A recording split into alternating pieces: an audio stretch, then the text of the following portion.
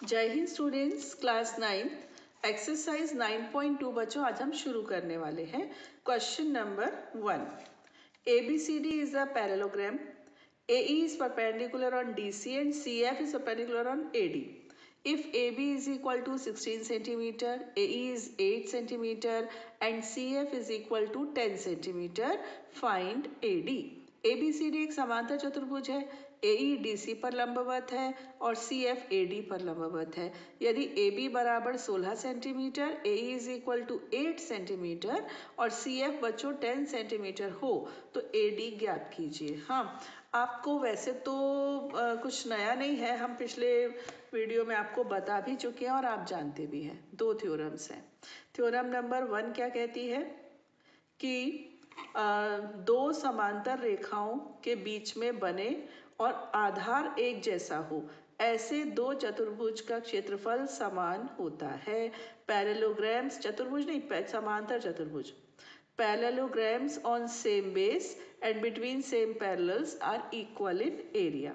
दूसरी थ्योरम बच्चों हमने पढ़ी है, थ्योरम नहीं है वो, एक्चुअली एग्जाम्पल 2 में दी है ना, एग्जाम्पल 2 है आपकी बुक का, कि जैसे ये एक समांतर चतुर्भुज है, ठीक है, और ये एक त्रिभुज है। ओके, दोनों सेम पैरेलल्स के बीच में बन रहे हैं, ये पैरेलल लाइन के बीच में बन रहे हैं और आधार भी समान है। तो इस त्रिभुज का क्षेत्रफल चतुर्भुज के क्षेत्रफल का आधा होता है, यानी area of triangle will be half of the area of parallelogram if they form on same base and between same parallel lines. तो ये थ्योरम्स, ये दो चीज़ें बच्चों मैं हर वीडियो में आपको बताऊंगी शुरू में, ताकि हम सवाल स्मूथली कर पाए। तो ये मैंने डेटा लिख के रखा है, ये पैरेललोग्राम है ABCD। बुक में बच्चों इसका डायग्राम दिया हुआ है। इसमें बोल रहे हैं AE DC पर परपेंडिकुलर है, ओके, CF AD पर परपेंडिकुलर है, ठीक। AB दी हुई है आपको 16 सेंटीमीटर, AE ये परपेंडिकुलर की लेंथ दी है 8 सेंटीमीटर, CF ये वाला परपेंडिकुलर ये दे रखा है 10 सेंटीमीटर और AD बताइए, ऐसा बोल रहे हैं AD, ठीक। बच्चों सुनो, ये एक पेपर है, इसका मुझे एरिया चाहिए। मैं ले रही हूँ इसको लेंथ और इसको ब्रेड्थ, तो L इंटू B एरिया बन गया है ना। अब अगर मैं इसको ऐसे कर दूं और इसको लेंथ इसको ब्रेड्थ ले लूं तो क्या एरिया चेंज होगा? बिल्कुल भी नहीं। क्यों चेंज नहीं होगा? क्योंकि ये कागज तो वही कागज है। मैंने आपको प्रीवियस वीडियो में, उसका लिंक ज़रूर हम इस वीडियो में देंगे आपको, डिस्क्रिप्शन बॉक्स में आप देखिएगा। उसमें हमने आपको एक बात बताई थी कि एरिया होता क्या है। एरिया होता है region bounded by a closed figure on a plane, ये सब मैंने आपको समझाया है। तो एरिया तो उतना ही है, इसको लेंथ लो इसको ब्रेड्थ लो, या इसको लेंथ लो इसको ब्रेड्थ लो, एरिया चेंज नहीं होगा। यहाँ पर भी यही बात वर्क करेगी। देखो, सबसे पहली बात तो ये पैरेललोग्राम है ना। पैरेललोग्राम की ऑपोजिट साइड्स इक्वल होती है, समांतर चतुर्भुज की विपरीत भुजाएं बराबर होती हैं। तो अगर AB 16 सेंटीमीटर है तो DC भी 16 सेंटीमीटर होगा। तो सबसे पहले मैं लिख लूँ DC is equal to AB। हाँ, इसका रीजन क्या है? ऑपोजिट साइड्स ऑफ पैरेललोग्राम, ठीक है, समांतर चतुर्भुज की विपरीत भुजाएं, ये समांतर चतुर्भुज की विपरीत भुजाएं है ना, इसलिए इक्वल है। पहली बात तो ये हो गई। अब सुनो, पैरेललोग्राम का एरिया होता क्या है? एरिया ऑफ पैरेललोग्राम होता है बेस इनटू हाइट, ठीक है, आधार गुणा ऊंचाई, ये होता है एरिया ऑफ पैरेललोग्राम, ठीक।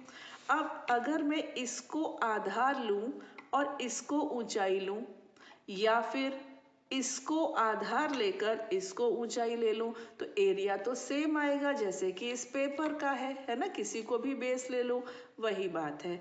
तो अगर हम बेस ले लें DC को, AE को ले लें परपेंडिकुलर और एरिया निकाल लें, फिर AD को बेस ले लें, CF को परपेंडिकुलर लेकर एरिया निकाल लें तो एरिया मस्ट बी सेम।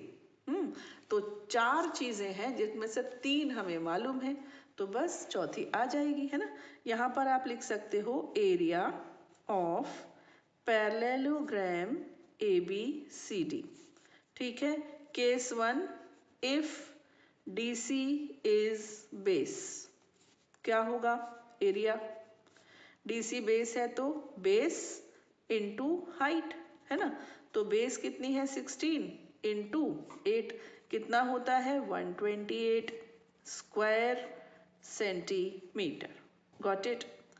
अगर इफ AD इज बेस, अगर लिख लेना हिंदी वाले भी, अगर आधार AD हो तो एरिया क्या होगा? होगा AD इंटू CF, क्योंकि इस आधार पर ये CF है जो परपेंडिकुलर है। तो इसमें हमको AD नहीं मालूम और CF है 10, है ना। तो ये कितना हो गया 10 AD square centimetre. Equating them, ठीक है। दोनों को बराबर रखने पर, दोनों को बराबर लिख दूं यहाँ पर, दोनों को बराबर रखने पर, क्योंकि हैं तो वो एक ही समांतर चतुर्भुज के, है ना। तो ये हो जाएगा 128, ये वाला। यहाँ कितना है 10 इंटू AD, इसका मतलब AD इज इक्वल टू 128/10 यानी कि 12.8। फिर आप शब्दों में लिख देंगे AD की लंबाई 12.8 सेंटीमीटर है, या length of AD is 12.8 centimetre लिख लेंगे। हो गया question 1। Come to the question 2। If E, F, G and H are respectively the midpoints of the sides of a parallelogram ABCD, show that area of EFGH will be half of area of ABCD. यदि E, F, G और H क्रमशः समांतर चतुर्भुज ABCD की भुजाओं के मध्य बिंदु हैं, तो दर्शाइए कि area of EFGH is equal to half of area of ABCD है। ठीक। इसमें आपको ये जो सेकंड वाली मैंने आपको बताई ना, इसकी हेल्प लेनी होगी। क्या है एक बार रिवाइज कर लें इसको। बेस सेम हो, हाँ, पैरेलल्स भी सेम हो, एक ट्रायंगल बन रहा हो, एक पैरेललोग्राम बन रहा हो, तो ट्रायंगल का एरिया पैरेललोग्राम के एरिया का हाफ होता है। इसका प्रूफ आप प्रीवियस वीडियो में जरूर देखिएगा। तो चलिए पहले तो मैं एक रफ पैरेललोग्राम बनाऊं, आप बनाना स्केल की हेल्प से, ठीक है। बिल्कुल शार्प फिगर बनाना, थोड़ा देखने में आंखों को अच्छा लगता है। तो ABCD मैंने क्यों नहीं बनाया?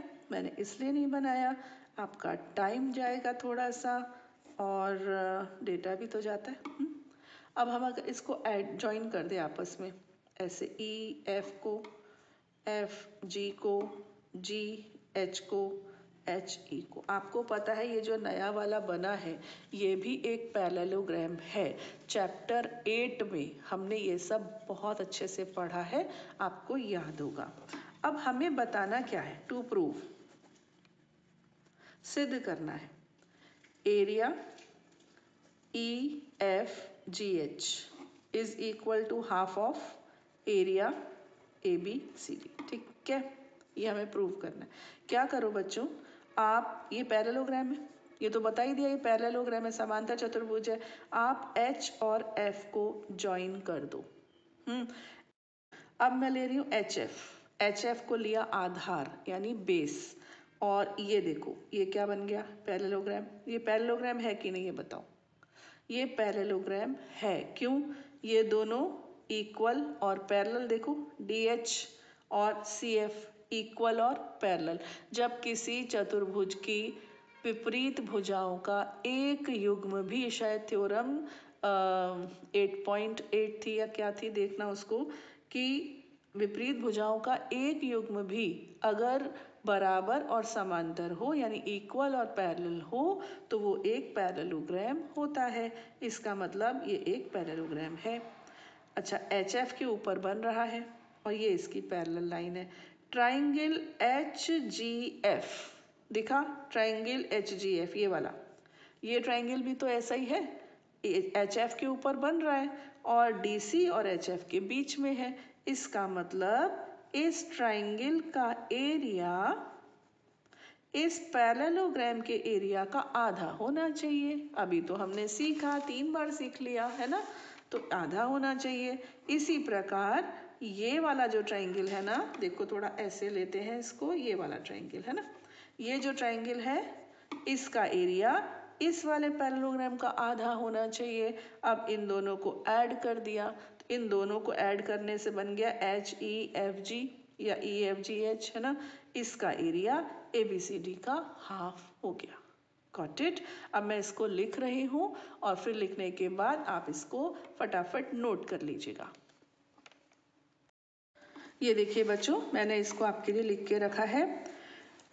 सबसे पहले चूंकि H and F are the midpoints of DA and CB, therefore HD is equal to FC। Mid point है ना, तो HD और FC इक्वल क्यों होंगे?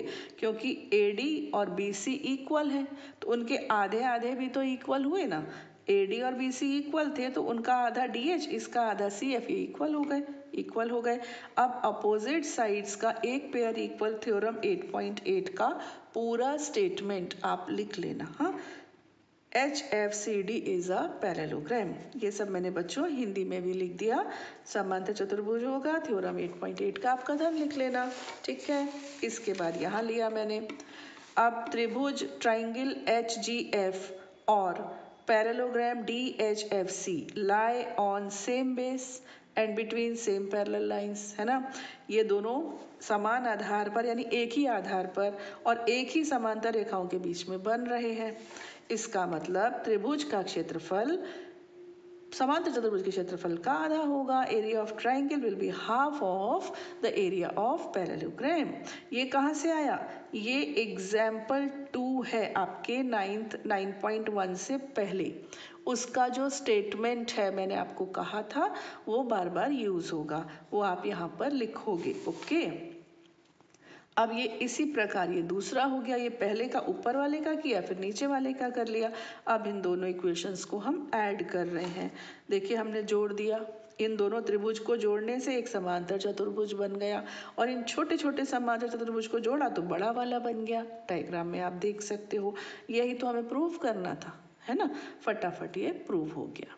ओके, तो इजी था बच्चों। और अभी 9.2 अपनी कंटिन्यू रहेगी।